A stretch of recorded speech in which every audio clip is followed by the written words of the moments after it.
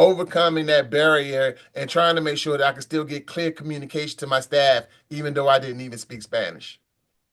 Welcome to Unstoppable Podcast with Harry Sardinas, inspiring conversations with influential millionaires, investors, thought leaders, entrepreneurs who are making a massive difference with their innovative products and services, and sharing the challenges and wisdom of how they sold their first million.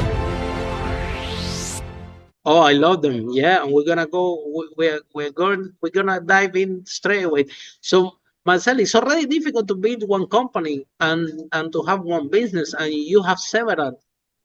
How you decide to become an entrepreneur? Do you have any family that is an entrepreneur? Do you have a friend, a teacher in school? Why you Yeah, decided to become an entrepreneur? my dad was an entrepreneur. So, Wow, yeah, entrepreneurship runs in my DNA. And when I was small, I used to watch him because he used to own a bunch of grocery stores. So wow.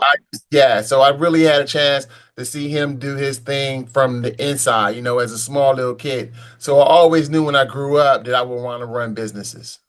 That's amazing because I was thinking the other day, regardless of any political views that we might have, you see the son or the family of the Donald Trump, right?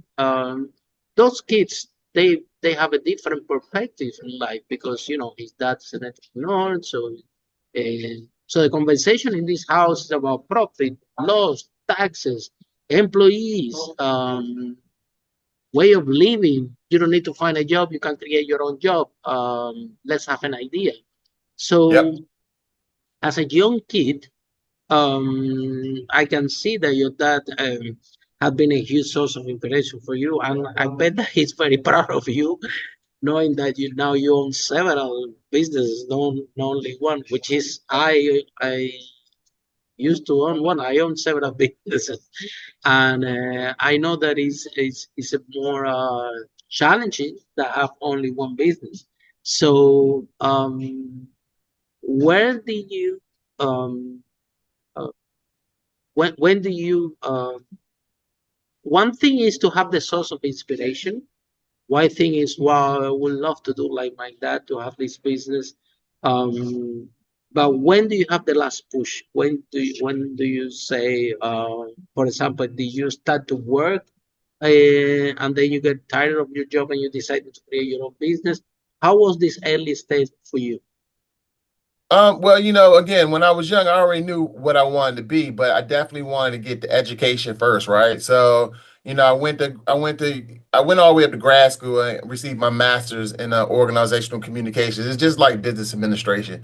So once I Mm-hmm. graduated from college and I had a more of a business understanding and just the knowledge from an education standpoint, I still didn't immediately do entrepreneurship. I first actually went into the 9 to 5 world and I just didn't fit. Like it just didn't work for me. I felt like I was wasting my time. I mean, I What were learned you a lot of doing? things. What were you I doing was as a nine I was in to five? yeah, I had a lot of administrative positions. So I was more like, quality improvement. So I had a lot of directorial positions where, I was really, looking at an organization from the top down.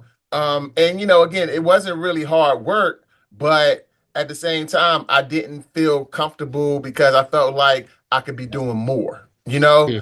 Hmm. It's So I already in remember, your genes. Yeah. yeah, it's in my genes. So, I remember I was this one day I was out playing golf with the executive of like Catholic Charities. He's like the top of the food Wow. chain. And we're out there Wow. playing golf. And I remember being out there going, this can't be it. Like I just felt like I think most people would have been happy right there. I was making a Mm-hmm. good amount of money, and I just didn't feel like I was doing what I was supposed to be doing. So soon as I had the opportunity to kind of like buy my first franchise, is the first thing I did. Wow. Um, so, Marcel, what the message do you have for our listeners that they are in corporate that they are just listening to you and say, "Wow, I wish that I find the courage to do what he did." A lot of people in corporate America when corporate jobs, they are happy, they are frustrated, they're caught in this golden cage that corporate give you, because don't get me wrong, they pay you very good money. They make sure you as more comfortable as possible, so you don't leave. But the other side of the coin is that when they don't need you, they will get rid of you very easy. And now you're out there in the marketplace, and you only very good at one thing, because this is how you climb the corporate ladder. You have to be very good at one specific thing. And when you go to business, completely different ball game. You need to know a little bit or maybe a lot about a lot of things. And there is no such a thing like it's not my job, because in corporate you can say, well, this is not my job. Well, when you become an entrepreneur, everything is your job. Everything is your job. So there is no such a thing. So how was your transition from mindset, and what was your biggest challenge, and how you overcome this challenge? Because uh, coming from corporate, maybe you jump into the business and say, wow, what my dad was doing is not as easy as I thought. Is had to do things that I don't like, and I had to do it, because if I don't learn, I won't be able to employ anybody to even give them instructions. And this is not as fun as I thought. At least at the beginning, we always there. So, what was your biggest challenge as an entrepreneur at the beginning, and how you overcome the challenge?